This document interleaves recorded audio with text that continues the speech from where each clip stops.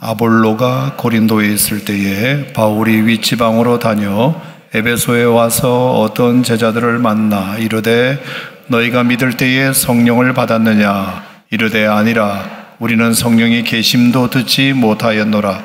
바울이 이르되 그러면 너희가 무슨 침례를 받았느냐? 대답하되 요한의 침례니라. 바울이 이르되 요한의 회개의 침례를 베풀며 백성에게 말하되 내 뒤에 오시는 이를 믿으라 하였으니 이는 곧 예수라 하거늘 그들이 듣고 주 예수의 이름으로 침례를 받으니 바울이 그들에게 안수하매 성령이 그들에게 임하심으로 방언도 하고 예언도 하니 모두 12사람쯤 되니라. 아멘. 혹시 장로교나 다른 감리교나 성결교에서 우리 교회 오신 지 얼마 안 되시는 분들은 이런 구절을 우리가 침례라고 읽을 때마다 조금 의아하게 생각하시는 분도 계시리라 생각합니다. 우리가 글자를 몰라서 침례로 읽는 건 아니고요. 세례라고 적혀 있는 건 아는데 그 관주 거기 밑에 보면 또는 침례 이렇게 되어 있죠. 그래서 세례로 읽든 침례로 읽든 상관은 없다. 그렇게 성경도 허용했다고 생각하고 어떤 면에서는 침례라는 말이 더 정확한 단어예요. 정확한 단어입니다. 영어로 baptize, 헬라어로 baptism, baptisma 이게 이제 물에 잠근다. 잠근다는 것은 잠길 침자를 써봤잖아요. 세자는 씻을 세자니까. 그래서 원어로적으로도 보면 물에 잠그는 의식이라는 것이 원래 원어도 그러니까 그래서 옛날에 우리 장로교 목사님들이 성경을 번역할 때 세례로 번역한 것을 우리가 쓰고 있을 뿐이지 침례로 읽는 것이 더 정확하다. 한글 번역이 또 잘못될 수도 있으니까요. 그것은 여러분들이 이해해 주시기를 바랍니다. 자, 오늘 말씀은 확신에 대하여 이런 주제로 말씀을 나누겠습니다. 확신에 대하여 한번 따라 합시다. 확신에 대하여. 한 번 더 확신에 대하여. 로마서 8장에 보면 이런 말씀이 있어요. 내가 확신하노니 사망이나 생명이나 천사들이나 권세자들이나 현재일이나 장래일이나 능력이나 높음이나 깊음이나 다른 어떤 피조물이라도 우리를 우리 주 그리스도 예수 안에 있는 하나님의 사랑에서 끊을 수 없으리라. 자, 이것을 내가 확신한다 이렇게 말했거든요. 사도 바울의 확신이긴 하지만 이 성경을 읽는 우리들도 얼마나 이것이 확실하면 본인이 확신한다, 이것만큼은 확실하다 이렇게 썼겠습니까?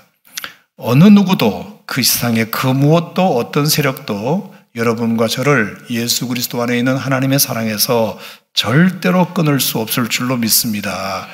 여러분, 이 확신이 얼마나 우리의 삶을 힘있게 하고 열정 넘치게 하고 담대하게 하고 마음 편하게 하는지 오늘 제가 그 이야기를 여러분과 좀 나눠보고자 합니다. 자, 다시 사도행전 19장으로 넘어가서 사도행전 19장은 이제 사도 바울이 3차 전도 여행을 시작하는 본문입니다. 자, 3차 전도 여행을 이제 어떻게 시작했느냐 하면은 18장 23절에 보면 18장 23절에 보면 얼마 있다가 22절에 보면 안디옥으로 내려갔다는 말이 있는데요. 안디옥이 이제 안디옥 교회 이제 바울과 바나바를 파송한 파송교회죠. 안디옥으로 돌아갔습니다. 1차, 2차 전도여행을 끝날 때마다 안디옥으로 꼭 가서 선교복을 했는데 마찬가지 2차 전도여행 끝나고 안디옥으로 내려갔다가 얼마 있다가 한 6개월에서 1년 정도로 봅니다만 얼마 있다가 떠나 갈라디아와 부르기아 땅을 차례로 다니며 모든 제자를 굳건하게 하니라. 자, 이것이 3차 전도여행의 시작을 알리는 구절이라고 말할 수 있습니다. 자, 갈라디아와 부르기아 땅을 차례로 다녔다. 이 말이 19장 1절에 그대로 나와요. 아볼로가 고린도에 있을 때에 바울이 윗지방으로 다녔다. 이 말입니다. 여기서 윗지방이라는 말은 갈라디아와 부르기아 땅을 말하는 것입니다. 더 정확하게 말하면 비시디아 안디옥이라든지 이고니온이라든지 또 루스라든지 더베라는 지역을 일컫습니다. 자, 아시는 대로 바울이 1차 전도 여행 때도 이 지역을 한번 갔습니다. 당연히. 그리고 2차 전도 여행 때도 또 갔어요. 1차 전도 여행 때는 사실은 2번 갔습니다. 한 번 왔다가 돌아올 때 또 한 번 왔다가 2차 전도 여행 때도 또 한 번 갔다가 그리고 또 3차 전도 여행 때도 또 한 번 가는 지금 벌써 네 번째 같은 지역을 바울이 방문하는 것입니다. 얼마나 바울 같은 위대한 지도자가 같은 지역에 한 번도 2번도 아닌 3번, 4번씩이나 와주니까 그 지역 사람들은 정말 영광스러운 것입니다.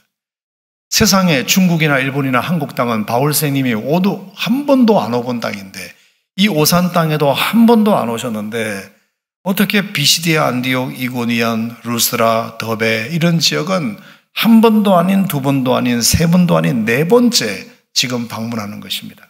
모든 제자를 굳건하게 하니라.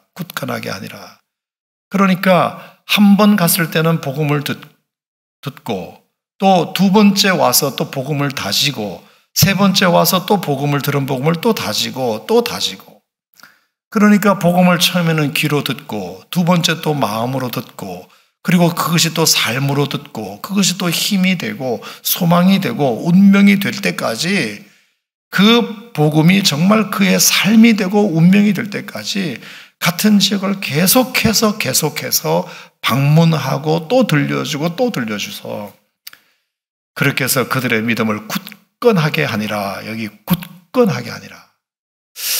그래서 제 생각에는 하나님 말씀도 정말로 그 말씀이 우리에게 굳건한 믿음이 되게끔 하려는 말씀이 되려면 한 번 들어서는 안 될 것 같아요.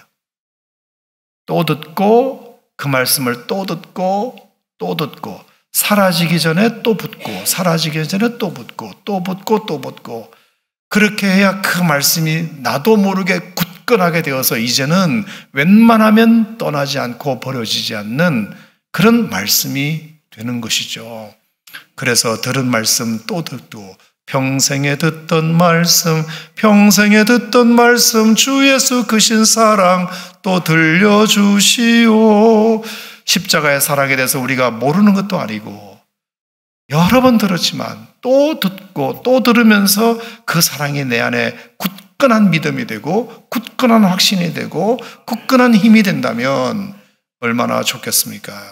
그래서 우리가 매주일 시간 될 때마다 같은 말씀을 반복해서 듣는 것은 정말로 귀한 일이다 생각하는데 동의하시면 아멘 하시기 바랍니다. 그러면서 우리에게 이제 확신이 되는 거죠. 그 말씀이 확신이 되는 것입니다.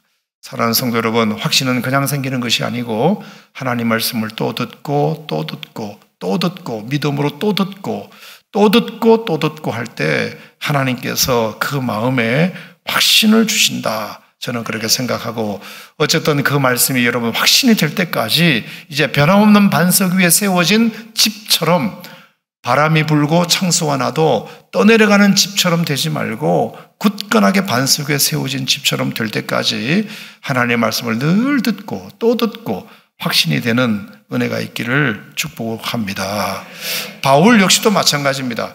같은 말씀을 또 듣고 들려줄 때 이 말씀이 그들을 굳건하게 할 거라는 확신이 있었기 때문에 그렇게 하는 겁니다. 하나님의 말씀에 대한 확신, 이 말씀밖에 그들을 굳건하게 만드는 건 없다. 이 흔들림 많은 세상 속에서 하나님 말씀만큼 그 영혼을 잡아줄 수 있는 것은 말씀밖에 없다. 굳건하게 하는 것은 하나님 말씀밖에 없다.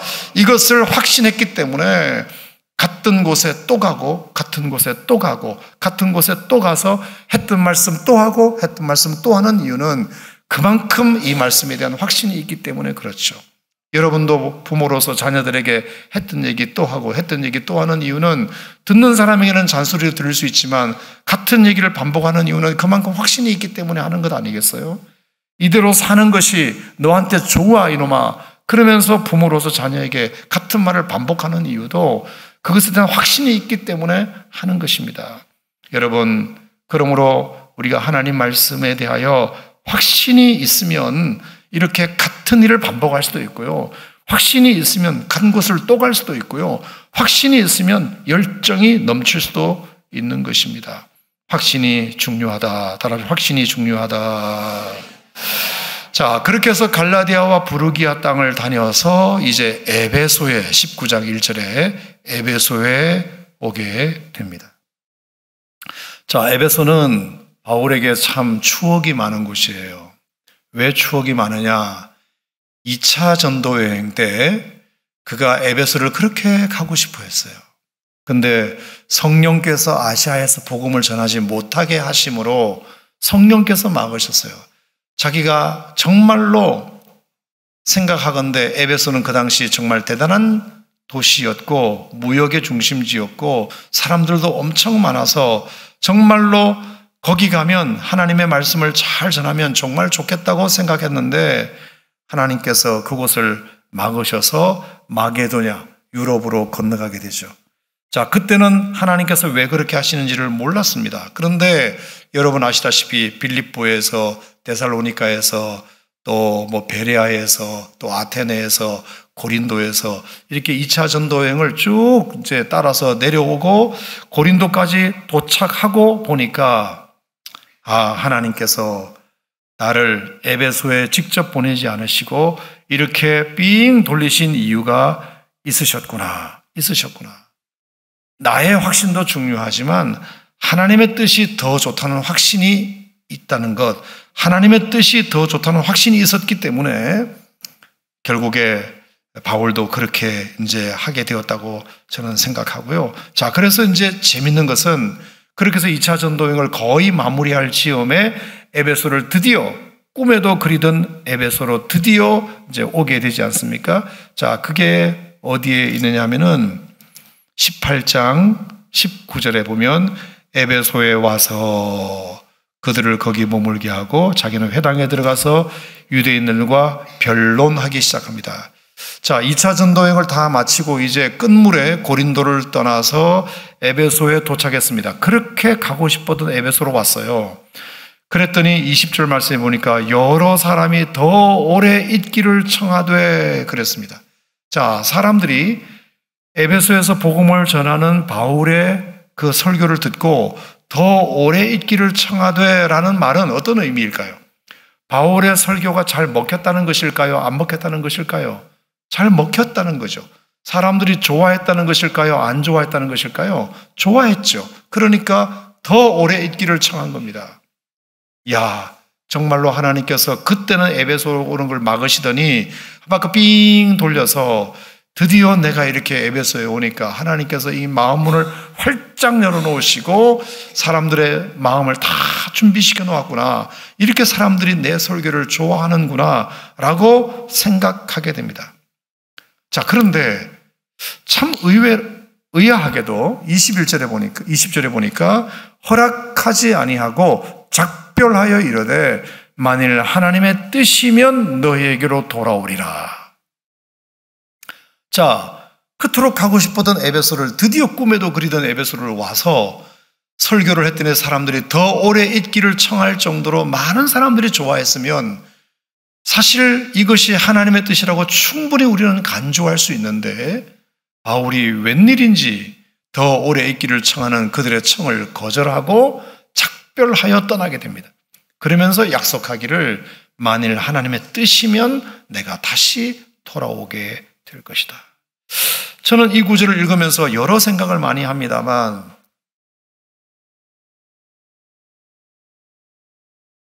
자기가 이미 2차 전도여행을 통해서 자기가 원했을 때 하나님께서 에베소에 가게 하신 것보다 하나님께서 먼저 시키신 일을 다 순종하고 났을 때 하나님께서 에베소에 오게 하신 것이 오히려 더 사람들의 마음을 잘 준비시켜 놓은 꼴이 되었으니 이건 정말 하나님의 뜻이 훨씬 더 내 뜻보다 더 좋구나 하는 것을 깨닫게 된 것도 있지만 그러면서 동시에 바울에게는 어떤 마음이 들었냐면 이왕이면 정말로 이것이 하나님의 뜻이라면 나는 이제 수리아 안디옥으로 돌아가기 위해서 에베소에 지금 잠깐 머물게 된 거지만 정말로 이 에베소가 하나님의 뜻이 있는 장소라면 나는 지금 이렇게 수리의 안디옥으로 돌아가기 위해서 잠깐 스쳐 지나간 이 장소를 하나님께서 반드시 돌아오게 하실 거다라는 또 하나의 확신을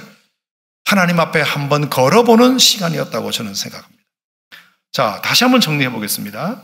그러니까 자신의 지금까지 경험으로 말미암아 어떤 진리가 자기 마음에 깨달아졌느냐 하면 하나님의 뜻이 아니면 내가 원해도 되지 않는 것이고 하나님의 뜻이면 내가 떠나도 돌아오게 될 거다. 시작.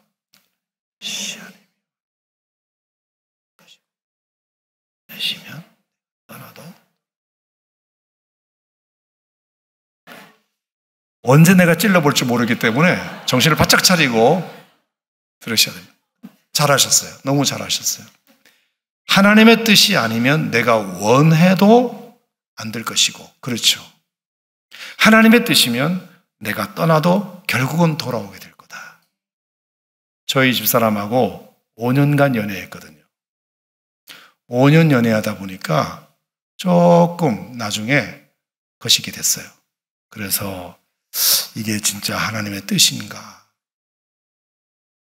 한 몇 개월 만에 불타오를 때 전 그냥 해버렸어야 되는데 5년을 끄니까 이제 여러 가지 상황도 복잡해지고 이런 일들이 일어나니까 이게 정말 하나님의 뜻인가까지 이제 가게 된 겁니다.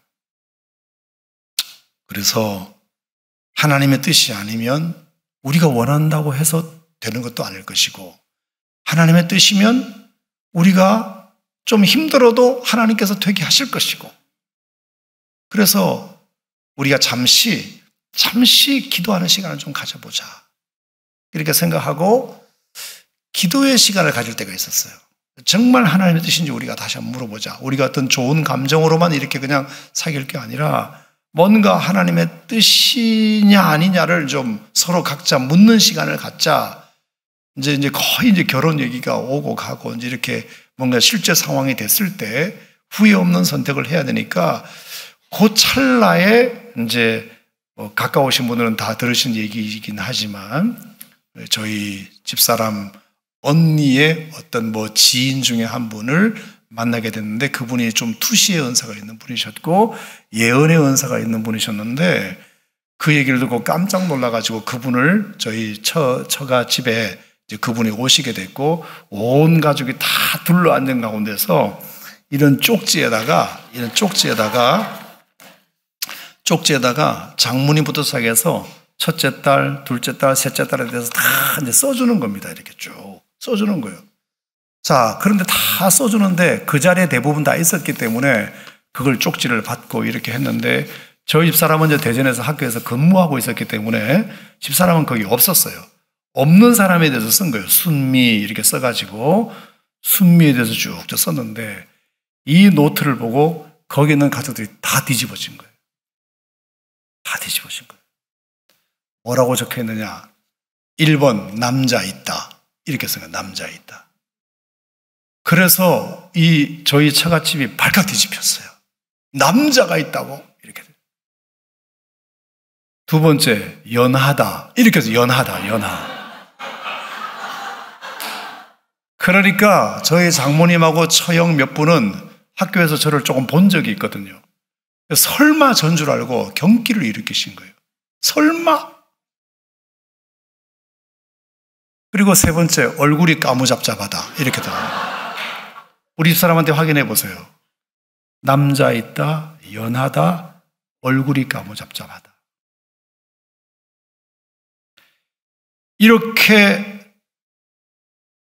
쓰기 시작했는데 제일 마음에 드는 것 한 가지가 중간에 둘이 잘 어울린다. 둘이 잘 어울린다. 그래가지고 그분 기도 때문에 제가 장모님께 가서 제가 이분과 결혼하게 해주세요라고 부탁하지 않아도 그분이 그냥 다 정리를 해버리신 거예요. 그래서 결혼 성낙을 굳이 내가 어렵게 받을 필요가 없었어요. 기도하시는 분이 기도하다가 이건 하나님의 뜻이니까 받아들이는 것이 좋겠다.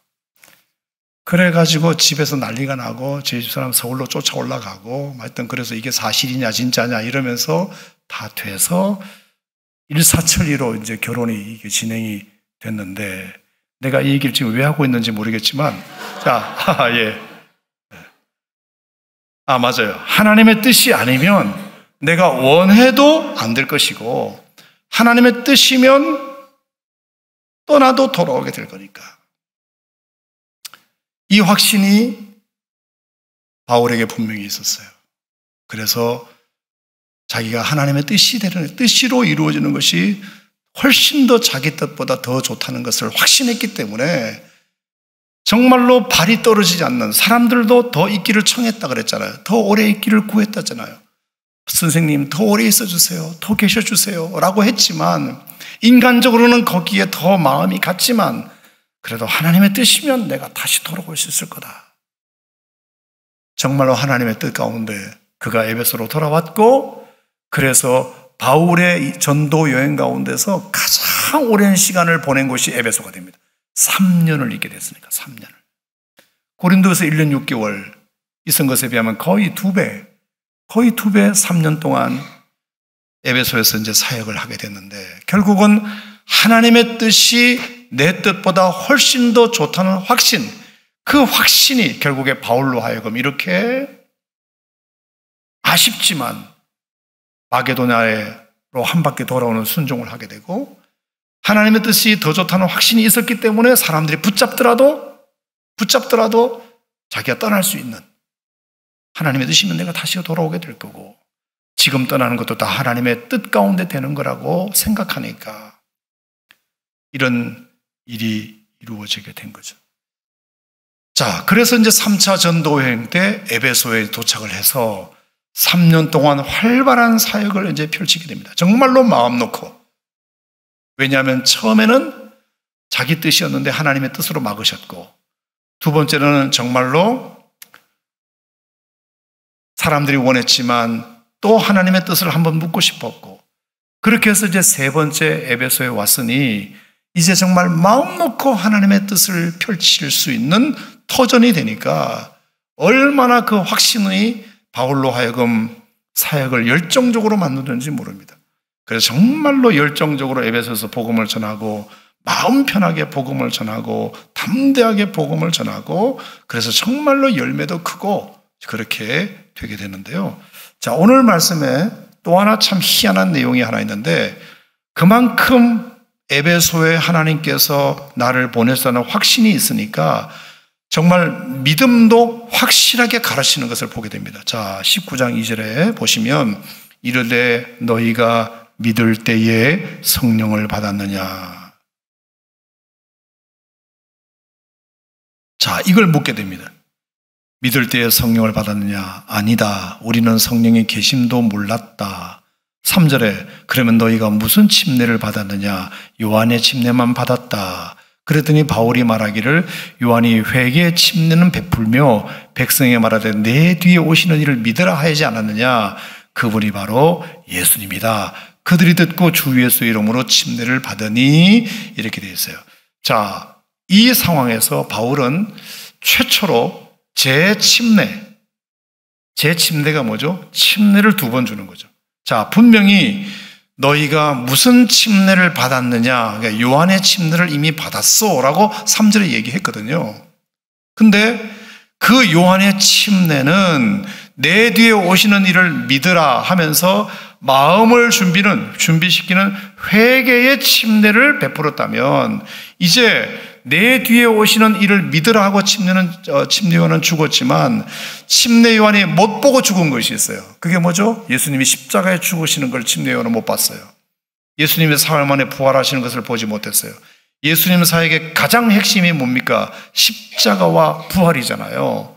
근데 그 부활과 십자가를 침례 요한은 못 보고 내 뒤에 오시는 어떤 분이 구원자이시다, 그러니까 너희가 그분을 맞이할 수 있도록 마음의 준비를 하거라, 마음의 모든 죄를 다 씻어내는 침례를 받아라 하고 그 침례는 받았지만, 실제 우리의 침례의 의미는 뭡니까? 예수 그리스도께서 나를 위하여 죽으시고 부활하셨다는 것을 고백하는 의식이 침례인데, 요한으로부터 받은 침례는 그 의미가 쏙 빠진 침례였기 때문에 다시 한번 너희들 침례를 받아야 되겠다. 자, 그래서 5절에 보니까 그들이 듣고 주 예수 이름으로 침례를 다시 받게 됩니다. 이게 성경에 나오는 최초의 재침례 모습이에요. 재침례. 그 당시에는 성경의 이 구원의 교리가 잘 완성되지 않았기 때문에 지금의 침례는 2번을 안 받지 않아도 한 번에 나의 회개의 의미가 들어있고 예수님을 영접하는 의미가 동시에 들어있지만 그때는 예수님에 대해 제대로 알지 못했던 시절이었으므로 자신의 죄를 먼저 회개하는 침례를 먼저 받고 그리고 2번째 예수님을 나의 구주와 주님으로 영접하는 침례를 한 번 더 받는 이런 일시적 상황에서 그 상황 속에서 이런 일이 벌어지게 됐는데 바울이 이것에 대해서도 분명한 확신이 없었으면 이렇게 할 수가 없었겠죠. 그래, 뭐 한 번 받았으니까 뭐 됐지 이게 아니라 정확하게 그 믿음을 분명하게 확실시 해주고 싶은 마음에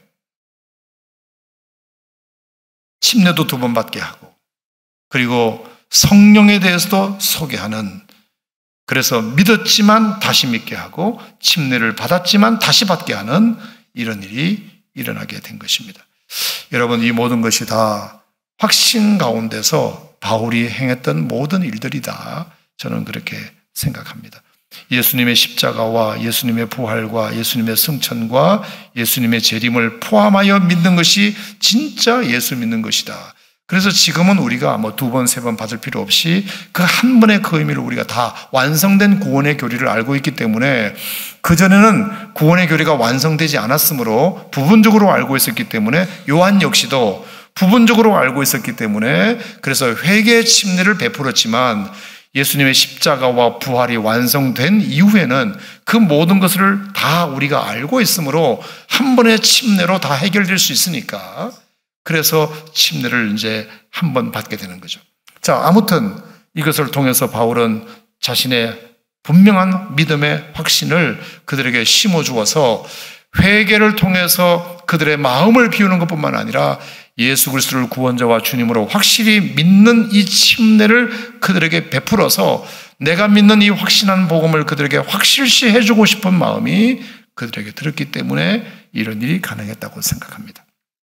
자, 이 모든 일련의 다 행동은 하나님의 뜻에 대한 분명한 확신이 그에게 있었기 때문에 하나님의 뜻이 내 뜻보다 더 좋다는 확신이 있었기 때문에 바울이 취한 행동이었다고 생각합니다. 자, 그런 점에서 저는 오늘 마지막에 이 이야기를 하고 마치겠는데 사무엘하 2장에도 보면 다윗이 참 놀라운 장면이 있어요. 자, 사무엘하 2장의 배경은 여러분 잘 아시는 대로 사울 왕이 이미 죽었습니다. 죽었다는 소식을 이제 듣게 되었어요. 자, 사울이 죽었다는 얘기는 다윗에게 어떤 느낌으로 와닿느냐 하면 자, 그토록 10여 년간 다윗을 못 죽여가지고 안달이었던 사울이 드디어 죽었다. 그리고 이미 자기는 하나님께서 그 다음 왕으로 기름 부음을 받았기 때문에 저 사울만 없어지면 나는 이제 백성들로부터 추앙받는 왕이 될 수 있는 기회가 온 것이거든요. 자, 그러므로 이것은 정말로 하나님이 이미 정해놓은 것이고 그리고 백성들도 이미 나를 다 원하고 있기 때문에 사실은 다윗이 하나님께 그것을 물어보지 않아도 이것보다 확실한 일은 없어요. 이미 사울은 죽었고 백성들도 원하고 그러면 나는 이제 자연스럽게 왕이 되면 되는 거죠. 사무엘하 2장 1절에 보면 다윗이 참 바보 같은 기도를 하나님 앞에 드려요. 여호와께 다윗이 물어요. 내가 어디로 올라갈까요? 하나님, 내가 어디로 갈까요? 헤브론으로 갈까요?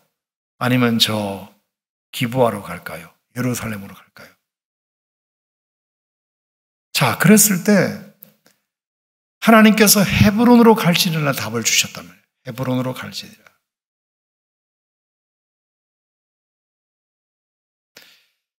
자, 이것이 저는 오늘의 결론으로 참 좋다고 생각하는 게 뭐냐면 여러분, 이런 기도는 어떤 마음이 있어야 드릴 수 있는 기도냐? 내가 판단한 이 모든 상황들, 자, 사울은 죽었다, 백성들은 원한다. 그러면 이거는 누가 봐도 삼척동자가 다 아는 다윗의 시대가 도래했다는 뜻이니 이건 물어보나 마나 이제 나는 왕이 될 차례다 라고 충분히 정황상 생각할 수 있는데도 불구하고 다윗이 그렇게 기도한 이유는 혹시라도 하나님의 더 깊으신 뜻이 있을 수 있으니까. 이거는 100% 내 생각이 맞는다 하더라도 그래도 요만큼은 하나님의 뜻의 개연성이 있을 수 있으니까 그래도 하나님께 확실할수록 한 번 더 물어보자. 애매할 때만 묻는 것이 아니라 확실할수록 하나님께 더 물어보자. 혹시 나의 이 확신이 너무 확신하다 보니 하나님의 뜻을 내가 차단시킬 수 있는 장애가 될 수 있으므로 확실할수록 하나님께 더 물어보자. 이 마음이 있었기 때문이고, 그리고 하나님께서 혹시 다른 답을 주신다 하더라도 나는 하나님의 뜻이 내 확신보다 더 중요하다는 확신이 있기 때문에 이런 기도를 할 수 있는 것이거든요. 그랬더니 아니나 다를까 하나님께서 다윗이 그렇게 물어준 것에 대해서 고맙게 생각하시면서 헤브론으로 가야 되겠다. 그래서 헤브론에서 7년 6개월을 더 기다리게 되는 상황이 벌어진 거죠.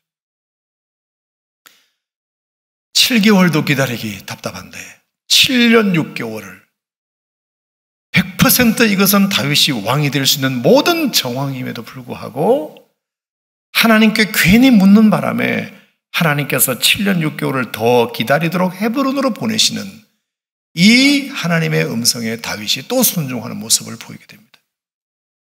여러분, 이것은 다윗이 시간적 여유가 많아서가 아닙니다. 하나님의 뜻에 대한 확신이 있었기 때문에 가능한 기도였고 가능한 순종이었다고 저는 생각합니다. 누가 봐도 그건 바보 같은 짓이라고 생각할 수 있지만 그게 과연 바보 같은 짓이었는가? 그것은 여러분 사무엘하 2장 이하를 쫙 읽어보시면 다 내용을 알 수 있다시피 사울의 집은 점점 약하여 가고 다윗의 집은 점점 더 강하여 가니라. 그리고 나서 어느 순간 이스라엘의 모든 장로가 찾아와 다윗을 이스라엘의 왕으로 삼으니라. 결국에 하나님께서 사울의 아들 가지고는 안 되겠다고 생각하고 거기에 있는 모든 장로들이 다 다윗에게로 전향을 하여 그래서 하나님께서 다윗을 정말로 그들이 원하는 찾아와서 빨리 와서 우리에게 왕이 되어 주십시오라고 부탁하게 되는 이런 일이 일어나게 되어서 절대로 어떤 쿠데타를 일으켜가지고 그 사람들을 장악해가지고 왕이 되는 것이 아니라 하나님의 때를 끝까지 기다리는 결과 하나님께서 다윗을 정말로 모든 12지파가 인정하는 명실공히 통일왕국의 왕이 되게 하는 그런 일을 이제 하나님께서 이루어 주시게 되는데 저는 그 일로 말미암아 하나님께서 그 다윗을 통해서 백성들이 다 그걸 봤다고 생각합니다. 이야, 정말 저 지도자는 대단한 사람이다. 얼마나 왕이 빨리 되고 싶었을까? 근데도 7년 하나님 앞에 또 묻네? 7년 6개월을 또 기다리네?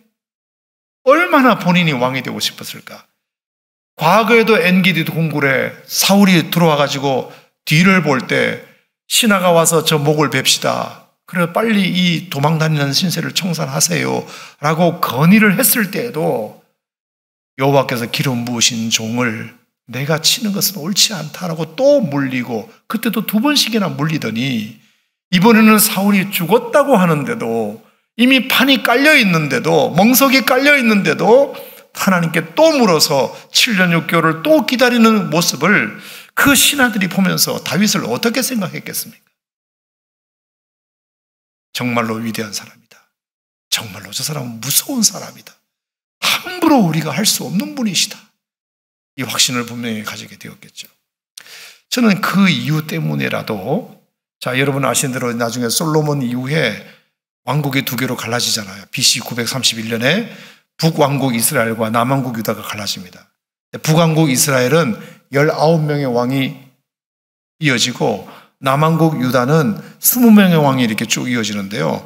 아시는 대로 북왕국 이스라엘은 BC 931년부터 722년까지인가요? 아수르에게 멸망하기까지 정권이 8번 바뀝니다. 쿠데타가 8번 일어나요. 쿠데타가 19명의 왕 중에서 8번 쿠데타가 있었다는 것은 나라가 그만큼 시끄러웠다는 뜻이에요. 19명 왕 중에서 8번 쿠데타가 있었다는 것은 왕조가 바뀌고 얼마나 나라가 시끄러웠는지 몰라요. 그런데 다윗의 나라 남유다 왕국은 BC 931년부터 586년 바벨론에게 멸망할 때까지 훨씬 더 긴 기간 동안 20명의 왕이 있었는데 단 한 번도 쿠데타가 없었어요.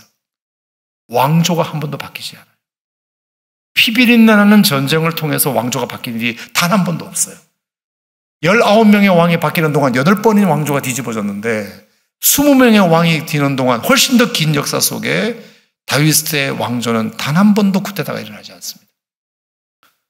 저는 그것이 어디에서 기인됐을까를 생각해 보게 될 때 다윗이 이처럼 보여준 그 행동이죠. 다윗으로부터 배운 거죠. 절대로 우리가 싸움을 걸어서 쿠데타를 일으켜가지고 정권을 잡는 것은 절대로 옳지 않다. 순리대로 해야 된다. 순리대로 해야 된다. 하나님의 뜻에 대한 확신이 없었다면, 내 뜻보다 하나님의 생각에 대한 확신이 없었다면 절대로 할 수 없는 일이었다고 생각이 듭니다. 사랑하는 성도 여러분, 오산침례교 성도 여러분, 우리에게 아무리 확신이 있고 이거는 뭐 틀림없이 이거는 내 말이 맞을 거야, 내 뜻이 맞을 거야, 내 생각이 맞을 거야 라고 생각될지라도 믿음의 사람들이라면 한 번 더 하나님께 구하고 하나님께 묻고 하나님의 뜻이 이것이 일치하는지를 묻고, 만약에 하나님의 뜻이 그게 아니라고 하면 하나님의 뜻이 더 좋다는 확신을 잡고 내 뜻을 접을 수 있는 그런 신앙생활을 할 때 하나님께서 여러분들을 더 복된 길로 인도하시리라 그렇게 믿습니다.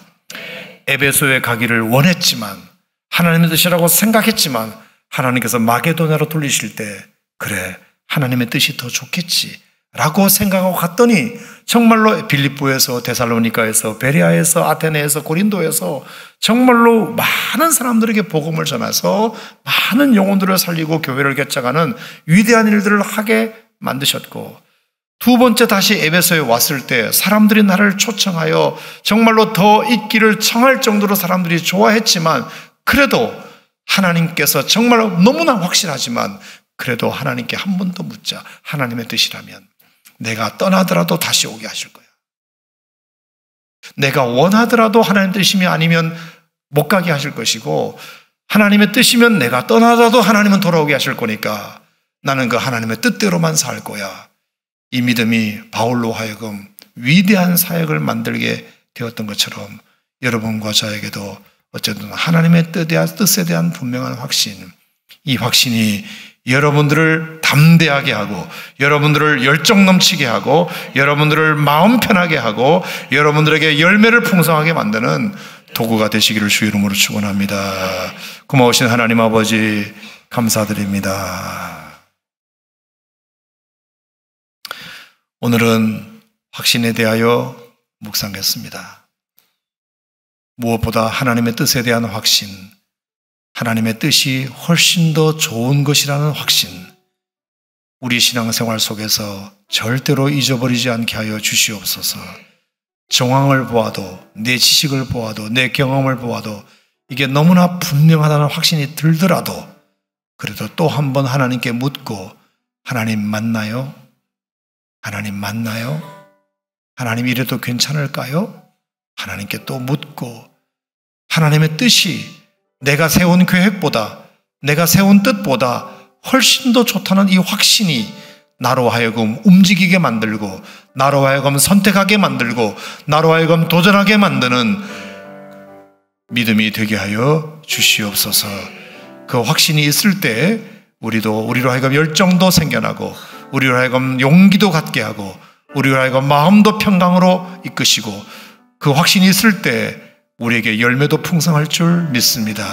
언제나 하나님의 뜻에 대한 분명한 확신, 이 확신을 우리가 늘 추구하며 살아가는 우리 하나님의 백성들이 되게 하여 주시옵소서. 하나님의 뜻이 아니면 내가 원해도 되지 않을 것이고, 하나님의 뜻이면 내가 원하지 않아도 될 테니까 하나님의 뜻에 대한 이 분명한 확신만큼은 우리가 절대로 놓치지 않는 것이 되게 하여 주시옵소서. 예수님 이름으로 기도하옵나이다.